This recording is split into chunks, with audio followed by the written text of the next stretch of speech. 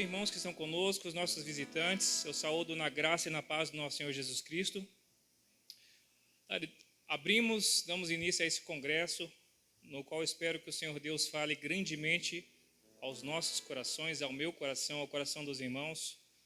O pastor Léo estará ministrando nessa noite a respeito da sexualidade do homem. A paz do Senhor, meus irmãos, amém? Para quem não me conhece, meu nome é Leonardo, pastoreio há 14 anos em Anápolis, na Igreja Cristã Evangélica Vila Norte. Irmãos, eu convido a todos a abrirem suas Bíblias no Salmo de número 51, versículos 6, 7 e 10.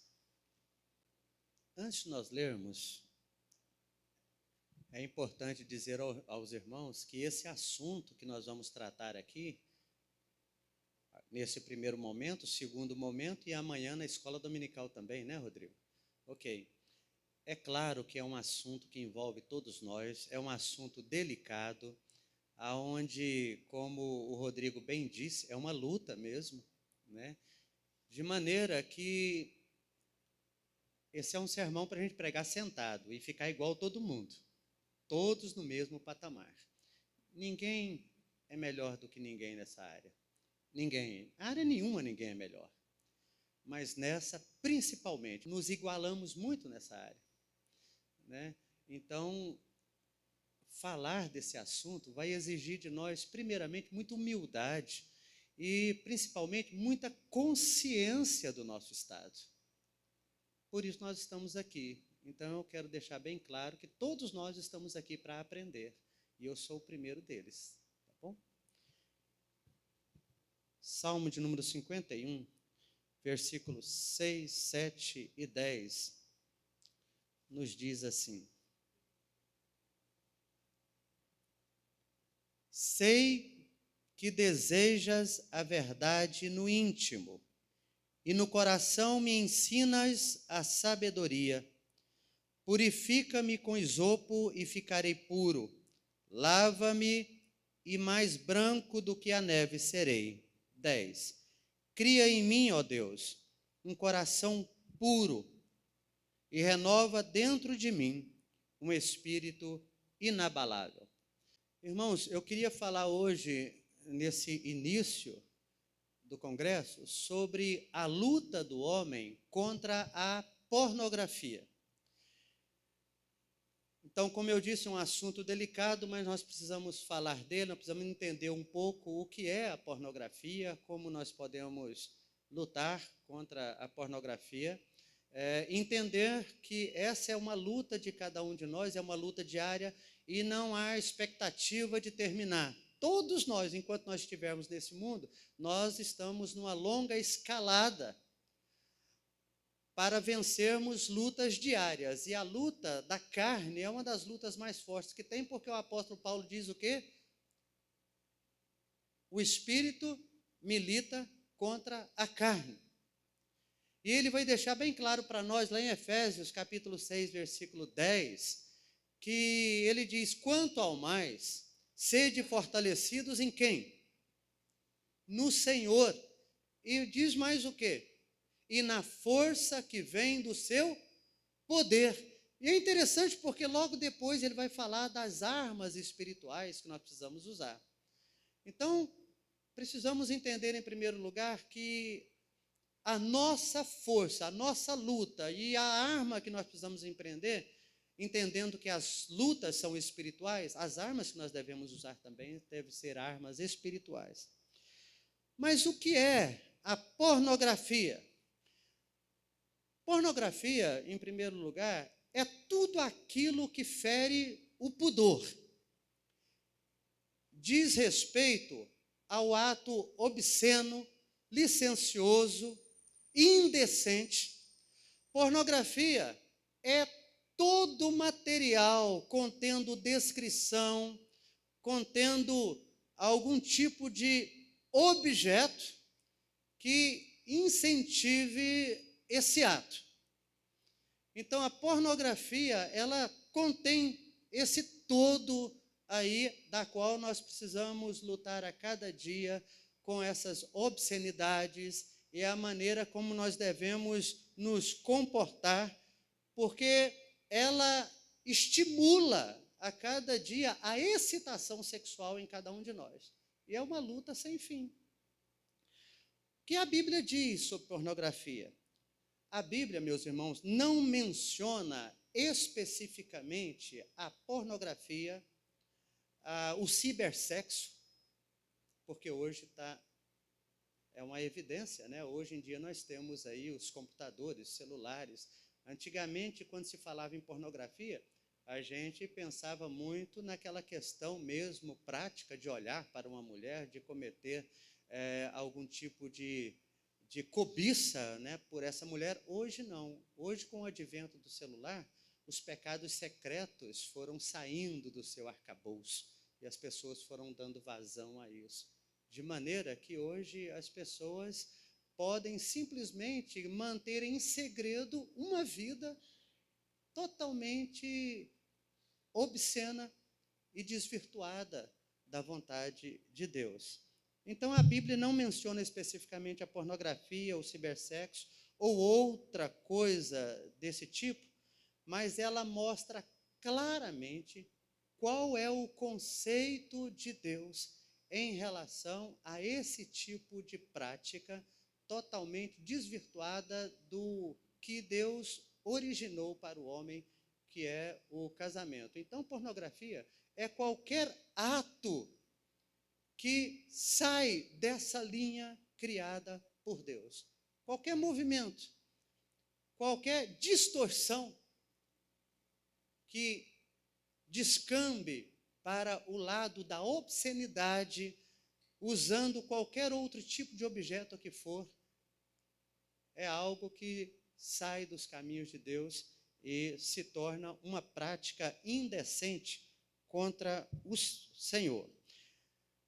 Quais são os versículos que deixam claro para nós essas práticas que promovem o sexo fora do casamento ou um conceito distorcido do sexo? Colossenses capítulo 3, versículo 5, deixa claro o conceito de Deus sobre a pornografia. Lá vai dizer assim: assim façam morrer tudo o que pertence à natureza terrena de vocês: imoralidade sexual, impureza, paixão, desejos maus e a ganância, que é a idolatria. Em Efésios capítulo 5, versículo 3 diz: entre vocês não deve haver nem sequer menção de imoralidade sexual, nem de qualquer espécie de impureza, nem de cobiça, pois essas coisas não são próprias para os santos. E em Mateus capítulo 5, versículo 28, Jesus disse: eu vos digo, porém, que qualquer que olhar para uma mulher com intenção impura no coração, já adulterou com ela. Através desses versículos, embora a Bíblia não enfatize a pornografia, nós entendemos claramente que o conceito de Deus sobre essas coisas não condiz com o que as pessoas estão vivendo hoje em dia, e infelizmente até mesmo dentro das igrejas. O conceito de Deus fica claro na sua palavra. Agora, em toda a Bíblia, nós vemos práticas assim. O que significa dizer que essa luta não é uma luta de agora. Essa é uma luta que vem desde os primórdios. Se nós olharmos, por exemplo, nós vamos ver que lá em Gênesis, no capítulo 19, a Bíblia fala de alguns homens homossexuais que cercaram a casa de Ló, entre moços e velhos. Cercaram a casa por todos os lados para abusar dos 2 hóspedes de Ló que se encontravam na casa dele. Se nós dermos um pulo lá para Gênesis, no capítulo 34, nós veremos lá que uma das filhas de Jacó foi abusada por um príncipe palestino. E a Bíblia diz que os irmãos da moça se juntaram contra todos os homens da cidadezinha de Siquém e mataram todos os homens dessa cidadezinha em vingança à sua irmã. Se nós pularmos um pouco lá para 2 Samuel, no capítulo 13, nós vamos ver a trama de 2 filhos de Davi, envolvendo 2 filhos de Davi, e um amigo de Aminon, chamado Abinadab. A Bíblia diz que Aminon ficou cegamente envolvido por sua meia-irmã Tamar.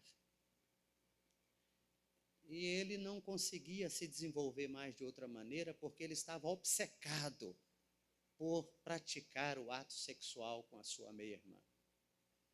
E aí ele contou para o seu melhor amigo, Abinadab, porque nessa trama, e qualquer trama que exista, sempre tem um amigo, entre aspas. Interessante que sempre tem um.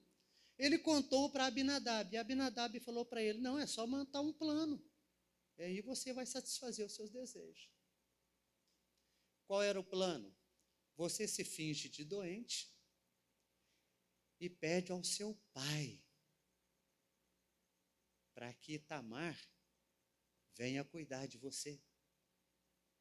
E assim, Aminon fez, ele se fingiu de doente e mandou dizer ao pai dele, manda minha irmã vir cuidar de mim. E a Bíblia diz que quando Tamar entrou, Aminon abusou profundamente dela, fez tudo com ela de todas as maneiras, tudo o que quis fazer, tudo o que estava na sua mente, no seu coração, ele deu vazão. E a Bíblia diz que depois que ele fez tudo isso, diz claramente, ele olhava para ela e sentia asco, ou seja, aversão por ela. Ou seja, ela servia para ele para satisfazer um delírio, um desejo, uma obsessão que ele havia criado. Depois que ele conseguiu o seu objetivo, que ele fez tudo com ela, ele já não, para ela já não prestava mais.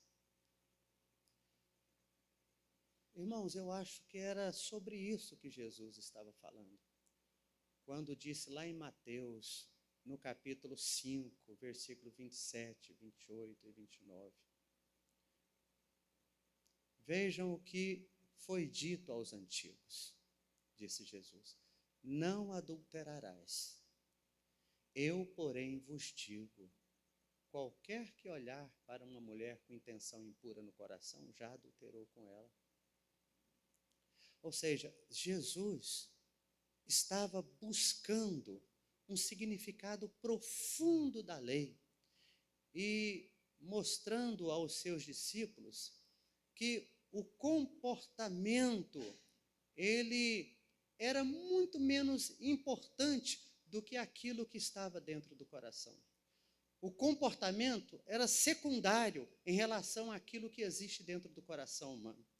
Porque para Jesus, a essência da lei, ela é muito mais profunda na realização que se encontra no nascedouro do coração humano. Jesus disse aos seus discípulos, vocês sabem que não devem adulterar, mas a cobiça do coração é muito mais danosa do que a própria prática do adultério, é aquilo que nasce no coração.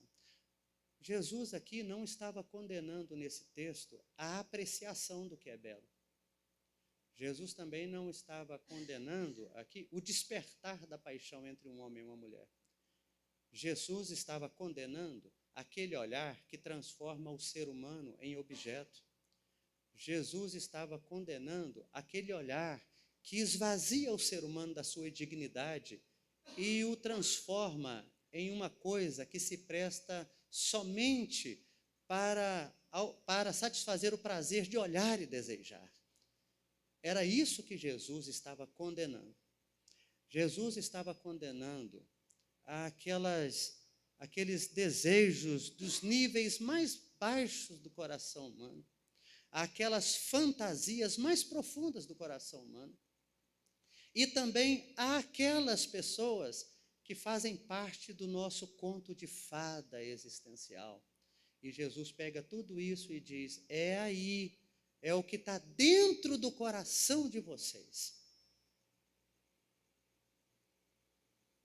É aonde nasce todo o pecado.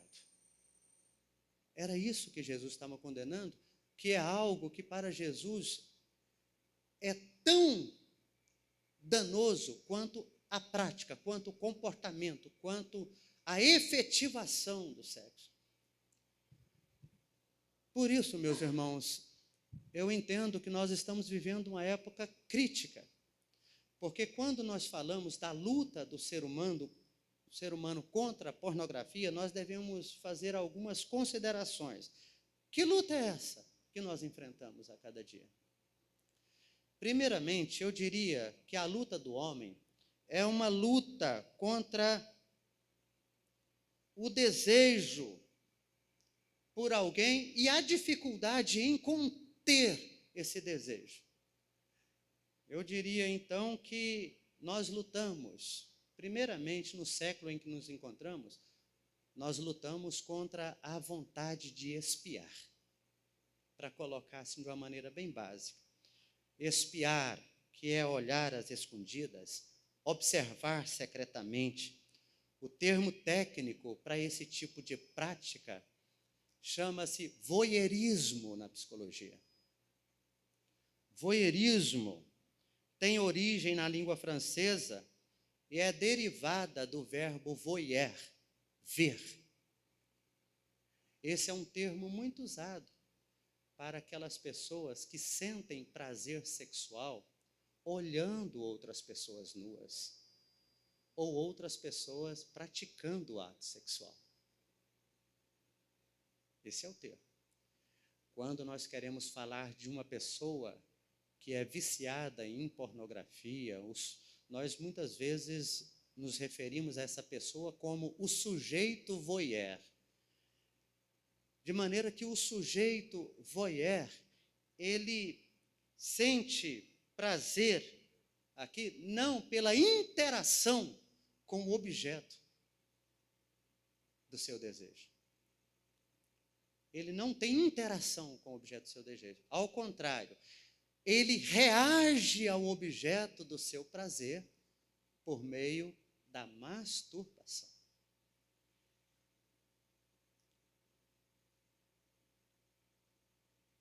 De maneira que as pessoas que têm esse tipo de prática, elas são conhecidas exatamente por gostar dessa maneira de sentir prazer. Você sabia que tem muitas pessoas que chegam a um ponto da masturbação, de olhar e se masturbar, que chega um momento que ela vai perdendo o desejo pelo sexo convencional? Chega um momento que o sexo convencional perde o sentido para ela, porque ela já está viciada em olhar e se satisfazer por meio da reação daquilo que ela vê.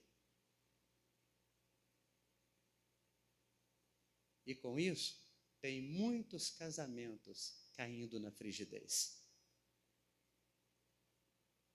Muita gente assim. Hoje nós sabemos que duas coisas prevalecem na internet.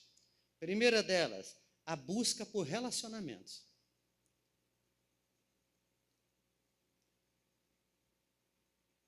Alguém aqui, por alguma razão, procurando alguma coisa, viu lá ou já viu algum anúncio de relacionamento? Alguém querendo encontrar fulano? Alguém querendo encontrar a cara metade? Essa questão do relacionamento, muitos sites foram criados não apenas para um conhecimento genuíno, mas através desses sites de relacionamento, as pessoas se mostram, as pessoas ficam desnudas umas para as outras. Eu atendi uma pessoa, uma jovem senhora de aproximadamente 37 anos. Ela dizia: olha, eu tento me relacionar com a pessoa, eu tenho certas carências, mas a pessoa fica pedindo para eu tirar a roupa para ela.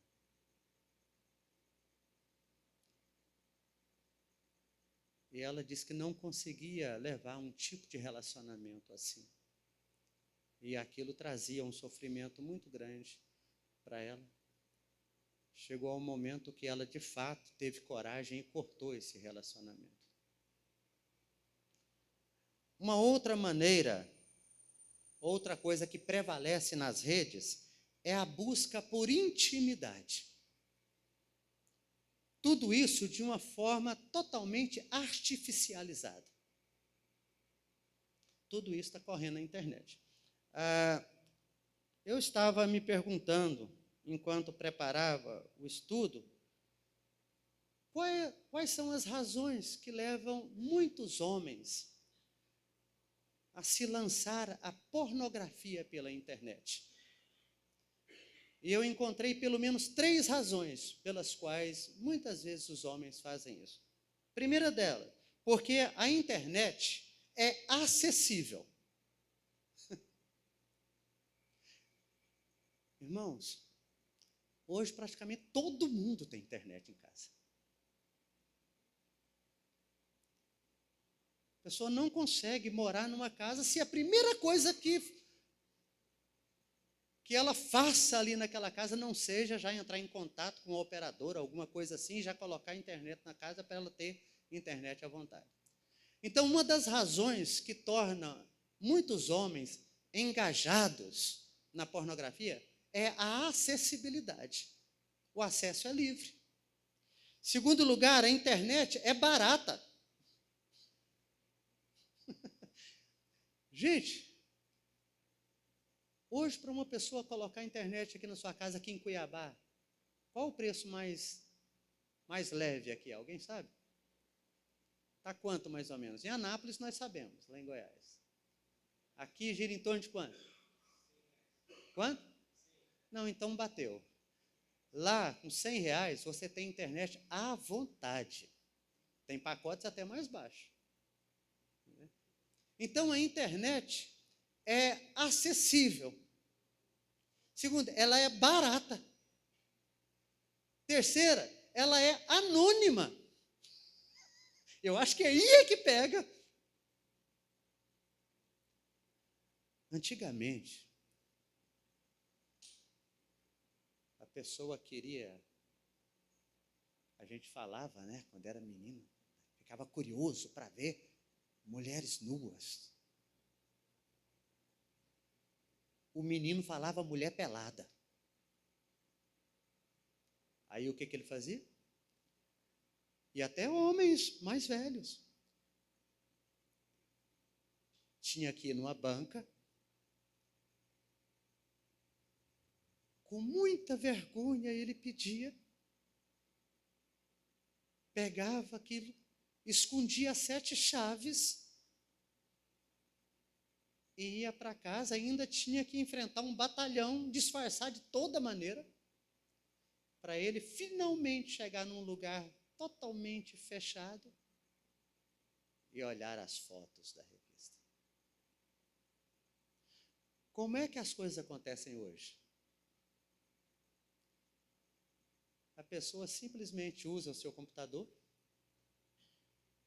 e muito mais do que isso. Hoje a pessoa abre o seu celular e ela vê aonde ela quiser, em qualquer lugar. Ela fica livre para isso. Agora, uma pergunta: o celular é coisa do diabo? Os irmãos acham? O celular é algo satânico? Eu não trouxe o meu celular aqui. Mas o celular, se você pegar ele, jogar e você quebrar, ele fica quebrado ali. Então, uma das coisas, eu tive uma consulta com um médico, muito amigo meu, e ele estava me contando que ele estava tendo sérios problemas com o celular na casa dele. O doutor estava me contando. E eu disse a ele, eu falei, doutor, o senhor sabia que o celular não é o vilão dessa história? Ele falou, mas é algo terrível, não é? Eu falei assim, não, ele não é o vilão. O celular é vítima. O celular é vítima do mau uso das pessoas. Enquanto a gente vinha para cá, eu estava dizendo aos meus amigos, meus irmãos, gente, que coisa boa é a localização. Quem inventou isso foi uma bênção. Então, ele é uma bênção. A localização, você põe ali, você chega onde você quer. Só agora que nós nos perdemos. Vamos parar do outro lado. Mas isso é uma bênção. Pneu fura no meio da estrada, você está na viagem, você liga. Você faz pesquisas. Mas se ele for mal direcionado, então ele pode se tornar uma ruína. E assim qualquer outra coisa. Se eu não me engano, foi Josh McDowell falando sobre a ruína das pessoas em não saber usar os mecanismos eletrônicos. Josh McDowell disse o seguinte: uma das maiores desventuras do notebook, do Twitter, do celular, dos smartphones, uma das maiores evidências será provar no último dia, ou dia do julgamento final, que a falta de oração não era por falta de tempo. Todos têm tempo, mas preferem ficar no uso e gastar. Olha só, a gente abre um celular e a gente fica, às vezes, se brincar, para ver uma pequena coisa, a gente fica mais ou menos 2 horas no celular. Às vezes você abriu para ver uma coisinha simples e ficou um tempo desse ali no celular. Segundo lugar, meus irmãos, a luta do homem contra a pornografia é uma luta contra a crise de consciência gerada pelo consumo da pornografia. Quero ler para vocês um relato de alguém que chegou para conversar comigo. A pessoa, anônimo, né, aqui, colocamos o nome, ele disse o seguinte: eu sofro com essa maldita pornografia. Já pensei algumas vezes em tirar a própria vida, mas graças a Deus faltou coragem. Fui casado durante 7 anos e atualmente estou divorciado e moro sozinho. Enquanto ainda estava casado, abri o jogo com minha esposa. Não foi nada fácil.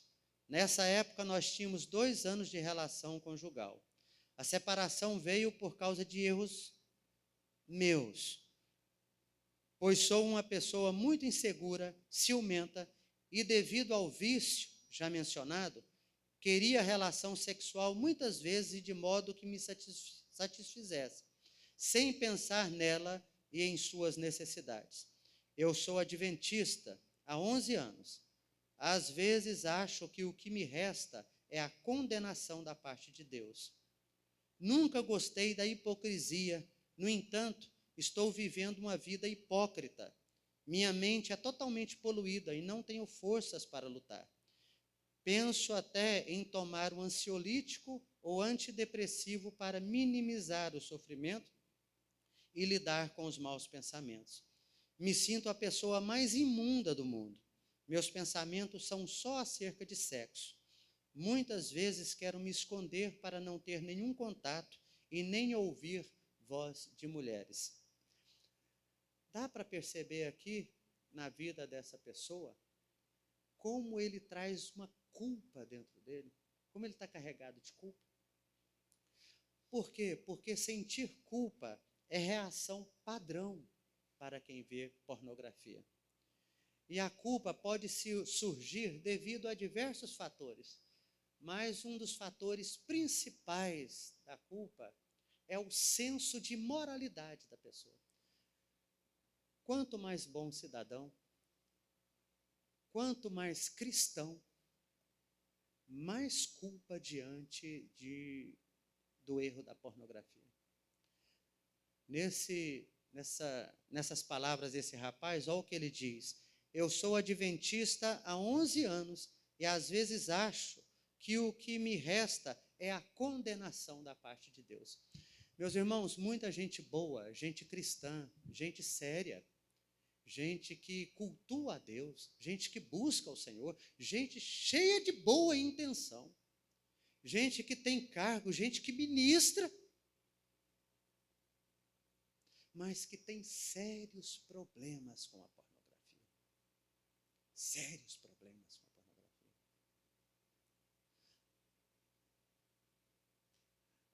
Isso não significa que essas pessoas não sofram, elas sofrem. E elas sentem culpa. Tem gente que deixa de ler a palavra de Deus, tem gente que deixa de orar, porque entende que está sendo cínico diante de Deus. Como é que pode? Eu faço isso, eu desenvolvo cargo tal, e eu estou desse jeito. E eles vão se sufocando, enchendo de culpa, introjetando-se cada vez mais de culpa. Muita gente assim. Às vezes, pessoas quando chegam no meu gabinete, outras me procuram, mas na área de uma outra função que eu tenho, que é da psicologia, tem gente que me procura para essa finalidade.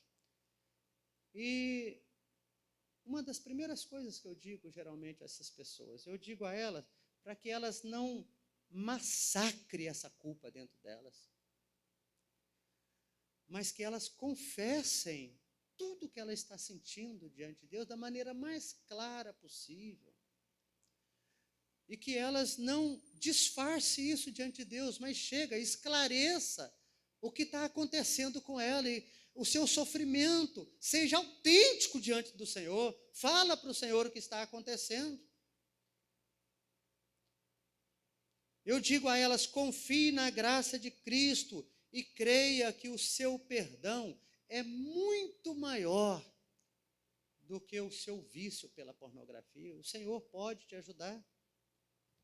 Eu digo ainda a essas pessoas para não confiarem aí naqueles conselhos quase que utópicos e extremamente superficiais sobre assuntos que se propõem a dar dicas de como acabar com a pornografia.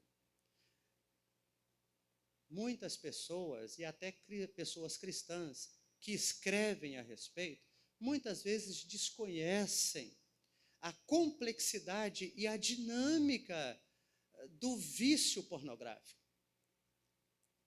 Muitas pessoas desconhecem que isso não é tão fácil quanto parece, de maneira nenhuma. Por quê? Porque é uma questão que acontece no cérebro, a pessoa vai ter que mudar hábitos, e isso leva tempo, não é uma coisa que a pessoa simplesmente resolva com facilidade, mas a boa intenção de lutar contra a pornografia ela precisa ter. De maneira, então, que o problema da pornografia não se resolve apenas com dicas do tipo, pare de acessar sites pornográficos. É a mesma coisa que dizer a uma pessoa viciada em droga, pare de usar cocaína, isso não funciona.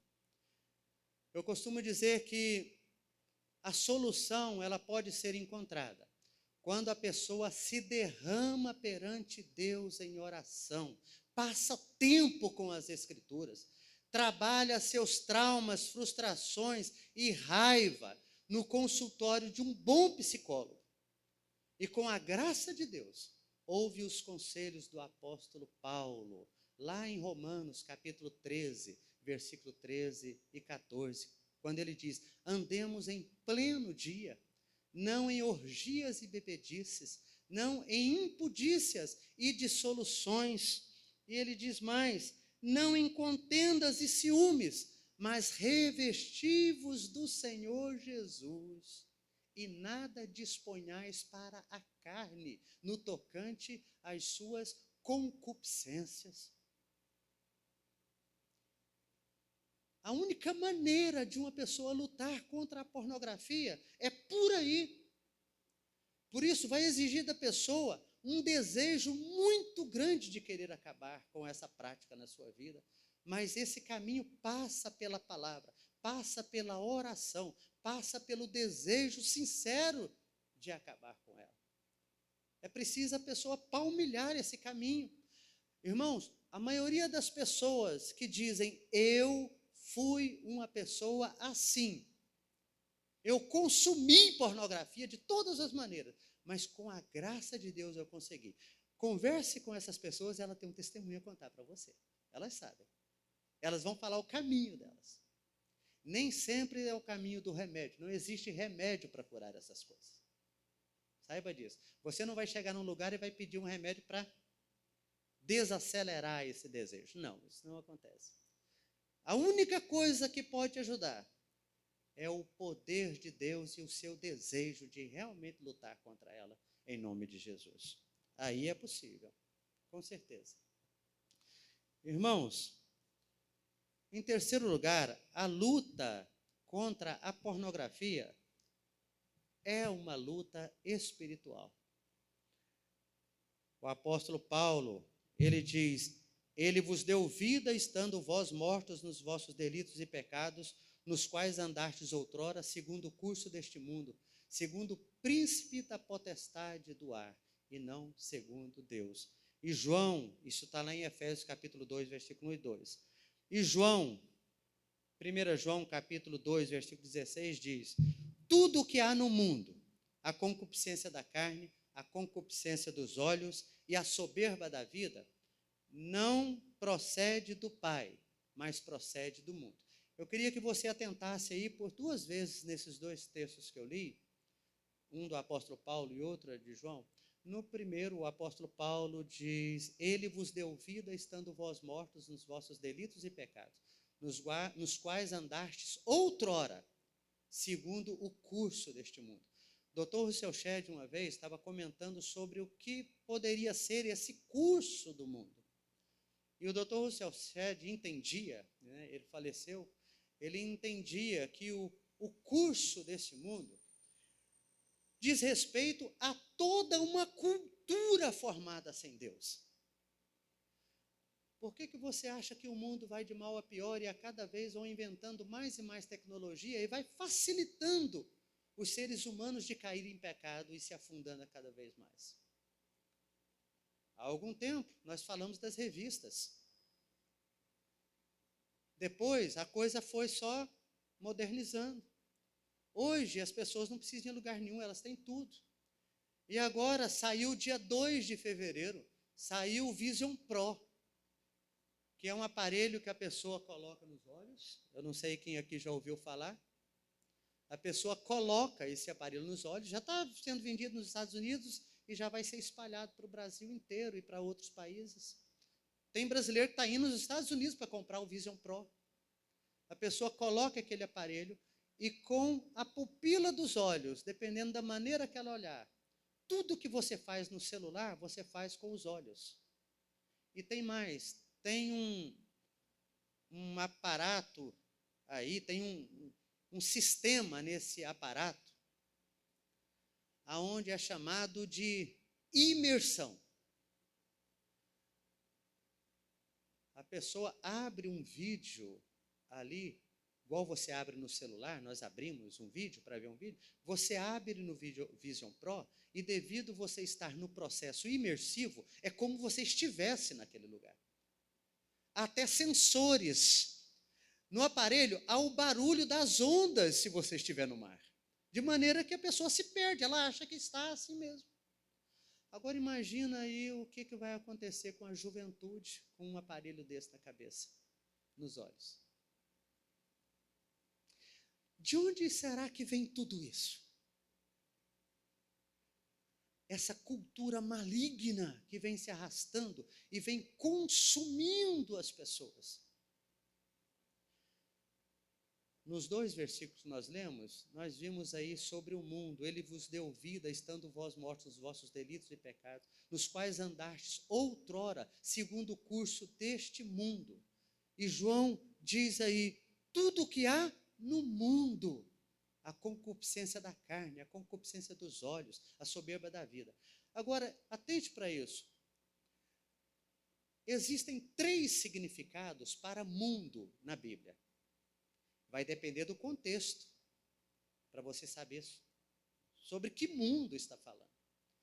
Por exemplo, se você for lá em Atos, no capítulo 17, o versículo 24, o apóstolo Paulo vai dizer, o Deus que criou o mundo e tudo que nele há, é também o mesmo Deus que tem domínio sobre o céu e sobre a terra. Esse mundo que o apóstolo Paulo está falando, é o mundo cosmos. o mundo físico, o planeta. Mas se você for lá em João 3,16, o que diz lá, eu acho que isso todos nós sabemos, né? Deus amou o mundo de tal maneira que deu o seu Filho unigênito para que todo aquele que nele crê não pereça. Nós conhecemos bem. Que mundo João está falando aí? O mundo humano. Deus amou as pessoas. Mas quando João fala lá em 1 João, na sua primeira carta, capítulo 2, no versículo de número 16, tudo que há no mundo, a concupiscência da carne, a concupiscência dos olhos, e aquele mundo que o apóstolo Paulo fala, ele vos deu vida, estando vós mortos nos vossos delitos e pecados, nos quais andastes outrora, segundo o curso deste mundo. Esse mundo que Paulo está falando, e que João também fala, é um outro tipo de mundo, é um mundo sistema, o sistema desse mundo. O sistema desse mundo está corrompido. Porque há uma força muito grande trabalhando por trás de tudo isso. É uma força invisível que faz oposição ao poder de Deus nesse mundo. Então, para a gente entender bem, você já sentou no sofá da sua casa ali, assistindo a um esporte, alguma coisa assim, e a pessoa ou o apresentador diz assim, e agora vamos às notícias do mundo do esporte. Alguém já ouviu isso? Ou se não, agora vamos às notícias do mundo da política. Acho que todos nós já ouvimos. Que mundo é esse que ele está falando? Ele não está falando de um continente, não está falando de um planeta, nada disso. Ele está falando de um conjunto de ideias, pessoas, atividades e objetivos que trabalha nos bastidores para que aquilo aconteça e passe ali na sala da sua casa. Então, quando você vai assistir, por exemplo, um Real Madrid e Barcelona, e você senta ali, aqueles jogadores simplesmente não apareceram ali e começaram a jogar. Tem todo um aparato por trás daquilo para que aquele jogo aconteça. Então, tem ideias, tem reuniões, tem planejamentos, tem objetivos, tem tudo para fazer com que aquelas pessoas cheguem e faça o jogo acontecer. No mundo espiritual, é mais ou menos assim que acontece. Há todo um sistema no mundo invisível trabalhando para que a pornografia, para que os aparatos pornográficos, para que os aparelhos sejam criados, para que o povo se perverta e abandone os caminhos de Deus. Essa é uma questão maligna que é trabalhada. Por isso é que o apóstolo Paulo, ele diz para nós aí em Efésios, no capítulo 6, essas palavras que deviam ser guardadas por todos nós e bem assimiladas também por todos nós. Ele diz aí no capítulo 6, versículo 10 em diante, ele vai dizer, finalmente, irmãos, fortaleçam-se no Senhor e no seu forte poder. Vistam toda a armadura de Deus para poderem ficar firmes contra as ciladas do diabo. Pois a nossa luta não é contra seres humanos. Olha, gente, o que ele está dizendo. A nossa luta não é contra seres humanos, mas contra os poderes, autoridades, contra os dominadores deste mundo de trevas, contra as forças espirituais do mal. Então, Paulo está dizendo o seguinte, contra forças espirituais não vai adiantar armas físicas. Porque a luta espiritual, ela acontece no mundo espiritual. Os irmãos lembram bem, quando Jesus estava para ir para a cruz, a Bíblia diz que todo o processo da cruz, ela acontece ali com aquela parte. E Satanás entrou em Judas. E a Bíblia diz que a partir dali, Judas começou a tramar. tramar. Jesus já sabia de tudo que estava acontecendo. Quando Jesus vai para a cruz, ele chama seus discípulos, o que vocês têm aí? Nós temos uma bolsa, nós temos um alforje. E Jesus disse, então venda a bolsa, venda o alforje, comprem espadas.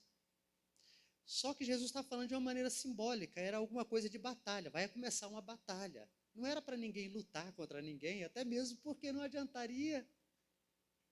Era alguma coisa bem simbólica que Jesus estava usando. Só que em nenhum momento Pedro entendeu aquilo como simbólico, ele achava que aquilo era prático mesmo. Tanto é verdade que quando os soldados chegam, alguém pergunta, Senhor, usaremos a... E nem termina a palavra espada, Pedro já cortou a orelha de Malco.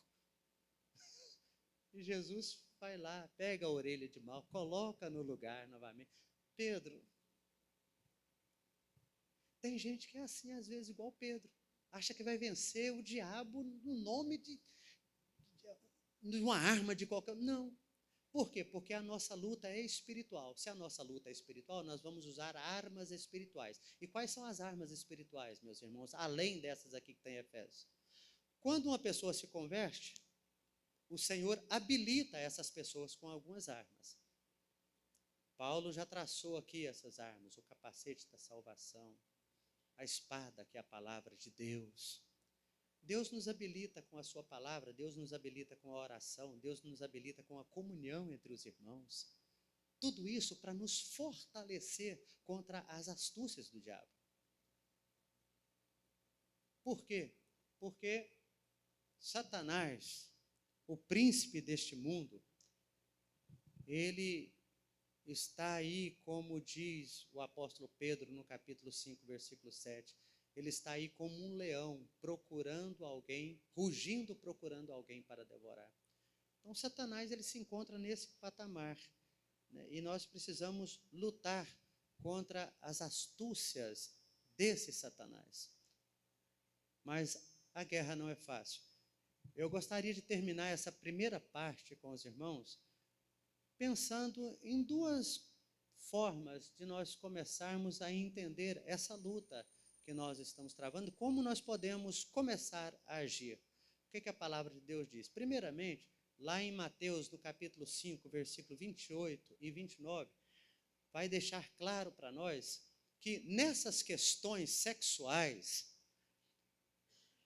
nós não trabalhamos com um processo do tipo, para eu vencer a pornografia, eu vou fazer isso, depois eu vou. A ideia que Jesus dá ali é, quando ele diz assim, se o teu olho direito te faz tropeçar, corta-o e lança-o de ti. Se o teu braço direito te faz tropeçar, arranca-o e lança-o de ti. Pode até ser que seja uma ruptura mesmo, que alguém tire o braço, mas a ideia de Jesus é nos mostrar que todas as outras lutas, nós podemos empreender, podemos fazer um planejamento, mas na área sexual você precisa ser radical. Você não pode brincar com essas coisas. Uma outra coisa é o que o apóstolo Paulo diz, lá em 1 Coríntios, capítulo 6, versículo 18. Ele diz lá, fugir da imoralidade. É interessante, porque a palavra fugir aí se encontra aí mais no presente. Significa fugir agora, fugir amanhã, fugir depois de amanhã, fugir o ano que vem. Ou seja, fugir sempre. Não há como a pessoa ficar brincando com esse tipo de pecado e tentando traçar ali uma caminhada de mãos dadas. Não tem como. Às vezes na igreja lá eu falo para os irmãos de alguém que saiu para contratar um motoqueiro para trabalhar como office boy na firma dele. E aí muita gente se apresentou, ele levou esse pessoal para determinado lugar e tinha um vale bem profundo na frente. E ele disse, olha, eu quero ver vocês, quem chega mais perto daquele buraco. E os motoqueiros montavam ali, e eu primeiro. e chegava até 3 metros perto do vale. Dava um cavalo de pau e vinha. O segundo chegou um pouco mais perto. O terceiro foi e resvalou a roda e pensou, venci. O quarto foi, mal saiu com a moto, já voltou. E ele contratou o último. E os outros não entenderam por que ele contratou o último. E ele disse assim, porque eu quero alguém que não me ofereça perigo na firma. Tem cristão que às vezes é igual um motoqueiro desse. Isso não vai acontecer não, já tem tanto tempo que eu sou crente, eu posso fazer isso. Parece que resvala ali e vai brincando com essas coisas. Só que questão sexual, meus irmãos, nós não podemos brincar com isso. Porque se a gente brincar com essas coisas, se a gente der uma bobeira, a gente fica. É um perigo terrível fazer algo assim. Se eu não me engano, foi o próprio, eu leio bastante, alguns autores, Josh McDowell é uma pessoa que eu leio bastante, né? Ele falou algo importante sobre essa questão. Ele disse, olha, sua mente é o seu mais importante órgão sexual. Levando em conta que a nossa mente capta informações por meio do que nós vemos, lemos e ouvimos, se entrar lixo, vai sair lixo. Me lembro de uma reportagem que não foi nem uma reportagem, foi um artigo, muitos anos que eu li, sobre a greve dos garis em Nova York. Há muitos anos. E eu achei interessante nesse artigo, porque as pessoas colocavam os seus sacos de lixo na porta de casa, e aquilo foi amontoando, porque o caminhão não passava. E aquilo ia mau cheiro na casa, na rua, e ficava aquela coisa, e alguém teve uma brilhante ideia, viu, pastor Robson? Pegou uma caixa bem bonita,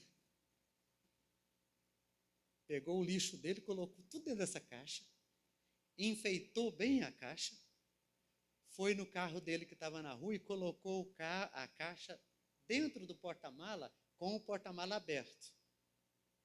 E foi para dentro. E ficou olhando. E aí passou um camarada numa caminhonete, 2 pessoas desceram, vendo aquela caixa atrativa, e não tinha ninguém. Chegou um de lá de cá, pegaram a caixa, colocaram dentro da caminhonete e foram embora. O artigo não termina, mas a minha mente é bem imaginativa. E eu fiquei pensando, peraí, imagina esse cara chegando dentro da casa dele, tirando a caixa e levando para a cozinha ou para a sala, e coloca aquela caixa ali, e todo mundo vem curioso para abrir, e quando abre, o mau cheiro se espalha dentro da casa. O artigo é interessante e engraçado, mas é algo que pode acontecer conosco e com a nossa mente. Muitas vezes, nós corremos o risco de alimentar a nossa mente com lixo. E quando alimentamos a nossa mente com lixo, o que vai sair dela é lixo. É por isso que tem muitos lares onde tem maridos obrigando as esposas a fazer certas coisas no âmbito sexual que é desumano. Sabe por quê? Porque ele abriu a internet e viu a outra mulher fazendo e quer que a mulher dele faça igualzinho. Lixo dentro de casa. Às vezes, maridos cristãos pervertendo suas esposas, porque quer que ela satisfaça as fantasias dele como a outra faz lá. Lixo dentro de casa. Outros subjugam as suas esposas a fazer as coisas mais aterradoras. Lixo dentro de casa. Então temos que tomar muito cuidado, meus irmãos, para que isso jamais aconteça conosco. Na outra parte, nós queremos falar um pouco sobre as consequências do pecado da impureza. E nós vamos andar mais um pouquinho nessa direção, tá bom? Vamos abaixar nossas cabeças, vamos orar? No nome de Jesus, Pai querido, eu rogo a Ti que o Senhor nos ajude nessa empreitada tão difícil, que é a luta contra a pornografia, Pai. Tem misericórdia, Pai. É uma luta que empreendemos para evitar o desejo, a vontade, a curiosidade de espiar, de olhar secretamente. Ó Deus, tem misericórdia, Pai. Nos ajude a conter essa vontade dentro de nós. Ó Pai, muitas vezes, ó Pai querido, vivemos uma luta, porque como cristãos podemos cair numa crise de consciência gerada pela culpa devido ao consumo da pornografia. E aí nos sentimos tristes, desanimados com o Evangelho do Senhor, nos sentindo incapazes, culpados. Ó Deus, tem misericórdia. Ó Deus, empreendemos também essa luta espiritual, porque Satanás usa o sistema deste mundo para corromper a humanidade. Ó Deus, e ele trabalha por meio do mundo, ó Deus, fazendo com que aquela imagem que muitas vezes nós vimos na internet, repita e repita na nossa mente, vez após vezes, criando um ciclo de luxúria para nos levar de volta à pornografia. Tem tanta gente prometendo, Senhor, que vai parar, é a última vez, que precisa parar, mas não consegue, porque há um mecanismo, há algo maligno que parece repetir que deve voltar. E assim tem muitas pessoas se afundando cada vez mais. Tem misericórdia, Pai. Dê forças, ó Pai, a cada uma daquelas pessoas que estão vivenciando, ó Pai, essa dificuldade em suas vidas. No nome de Jesus, Pai, desde já eu te bendigo para a honra e a glória do Senhor. Amém.